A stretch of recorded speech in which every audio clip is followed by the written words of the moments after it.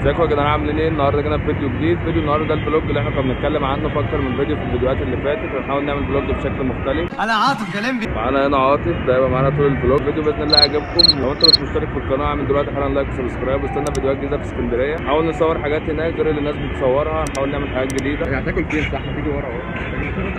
ورا احنا ماشيين خلاص. ورا لا بس الراجل برضه جعان تشوف برضه، فاهم؟ شايف انت الساعه دي غاليه برضه. لا شياكه كده، شياكه كده جدع. شفت بقى في العربيه.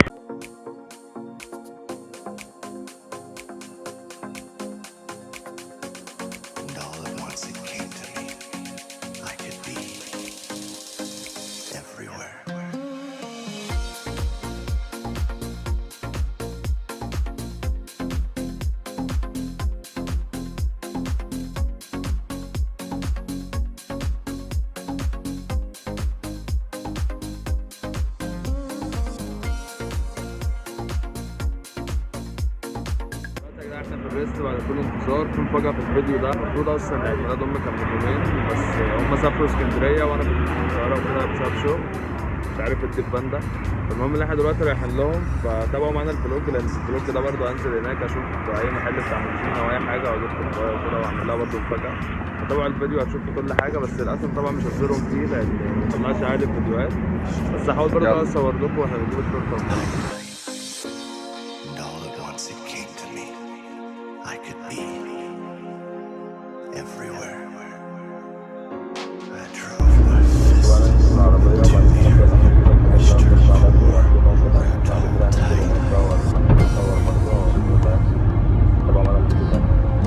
النهارده مساء اصور ايه؟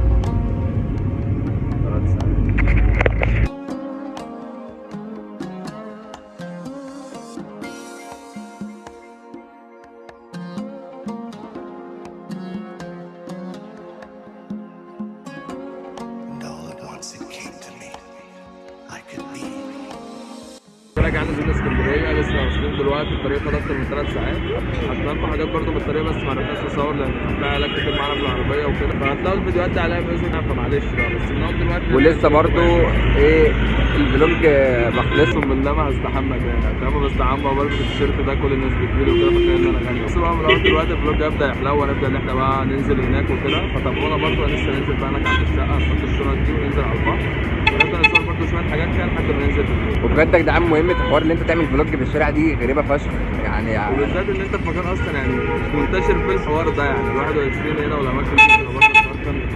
المهم هنكمل وهنوصل لكم. يلا طالما يعني طالما انت قول السؤال تاني. هنقطعها ماشي. صورت من الاول وربنا هيتهز ثواني 4 ثواني. دلوقتي يا جماعه لسه واصلين اهو كده القريه. احنا قاعدين في النخيل، لو في حد هنا يكلمنا ممكن نتقابل ونصور حاجات مع بعض.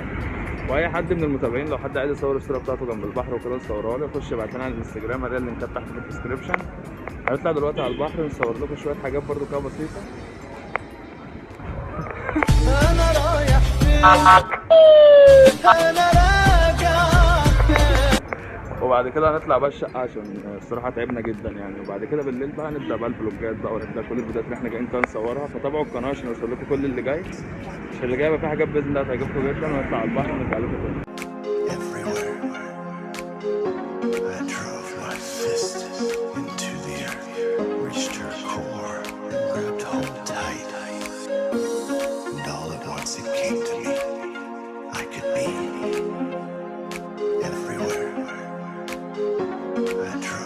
يا جماعه زي ما انتم شفتوا الشط اصلا عامل ازاي، معلوش غير ناس قليله جدا، مفيش حد في المايه اصلا، مفيش واحد على الشط. الشط ده كده ما فيهوش حد صح؟ يعني مفيش حد واقف عليه خالص. طب في حد بينزل اصلا؟ في ناس بتنزل يعني. هو مفيش حد نازل ليه طيب؟ مش عارف. هو بيقول لك مفيش حد واقف صح؟ يا ريت بجد اي حد في اسكندريه فعلا الفتره دي يخلي باله من نفسه قوي يعني، لان فعلا المايه حوار الموجه ده اللي احنا شايفينه برضو يعني المايه فعلا تقل. ومش فكره صياعه بقى اللي يقول لك مثلا ما تنزلش فانت تنزل هو خايف عليك، مش لما انت مثلا تاخد زمايلك وتلف من هنا ومن هنا وتنزل برضو المايه، ده غلط عليك انت. ربنا يرحم كل اللي ماتوا هنا اكيد. اهم حاجه بقى يا جدعان في الفلوج المصري انت بتعمل ايه؟ تفتح الكاميرا سايب الكاميرا كده مفتوحه، ده بيجيب فيو عنب فشخ. كان في فيديو طويل فشخ وده عليه عدد فيو كويس يعني. ليه تعالى ناكل في ماك. هو الفيديو الفلوج كده يعني، مثلا مش رايح اسكندريه زينا اللي احنا جامدين فشخ كده بنعمل فلوج هادف بنوريك اسكندريه لو انت قاعد في البيت. الراجل بيبص لي بص 20 يا جدعان بيقول لنا احلى تيك توك في الدنيا. انا مش بتاع تيك توك والله، انت فاهم غلط اخواتي. بس يا جدعان كده. ومهم بس ايه، اطلع هري الصراحه. بس يا جدعان برضه المفروض ان الفيديو ده هادف، والفيديو دوت اللي انا ايه بوريك اسكندريه ده بجد اسمه فلوج. هو فلوج عباره عن ايه؟ اللي انا بوريك اماكن جديده، بس هي دي قاعد في البيت زهقان، بس انا بوريك اماكن. واحد بيبيع مانجا اهو، تيجي نروح نتكلم معاه. لو انت في اسكندريه شوف انت نفسك تعمل ايه في اسكندريه، فاهمني؟ يعني انت دلوقتي مثلا دلوقتي في عايز اسكندريه صورتك على البحر ابعتها لي اصورها لك على الانستجرام. وكمان لو عن فكر انت بس نفسك تروح القلعه قول لي انا اصور لك نفسي وانا في القلعه كانك انت اللي رحت، فاهم؟ وكمان بقى ايه اصور لك القلعه بمنظور ثالث. فاهم؟ انت مش فاهم يعني ايه منظور ثالث صح ولا كان اللي هو اصور لك البتاع الكاميرا الخلفيه اللي هو كانك انت في القلعه. كانك انت اللي ماشي عارف بابجي. انا بقى ابشش منه. انا اقسم بالله يا جماعه احنا بنتعب عشانكم. انا سايب بيتي وامي وعيالي واخواتي عشان اجي اصور لك الفلوج ده. لو همتعك انت شفت حاجه؟ انت فاكر ان كده الفلوج ده الفلوج لسه بيبدا. عارف انت الحفله اللي احنا رحناها دي؟ فاكر ان الحفله خلصت؟ ده احنا لسه بنبدا. الراجل يا جدعان في اخر دقيقه في الحفله بيقول لك انت فاكر ان الحفله تنساش برضه اللايك والسبسكرايب وستنا فلوجات تانية احسن. ورحنا عشان نجيب التورته دي وكده عشان افاجئ مامتي وبتاع بالعيد ميلاد، فلقينا الاماكن كلها دلوقتي قافله لان الساعه دلوقتي 9 الصبح تقريبا، فهنصور دي في الفلوج بتاع بالليل. فتابع الفلوج بتاع بالليل برضه عشان تشوف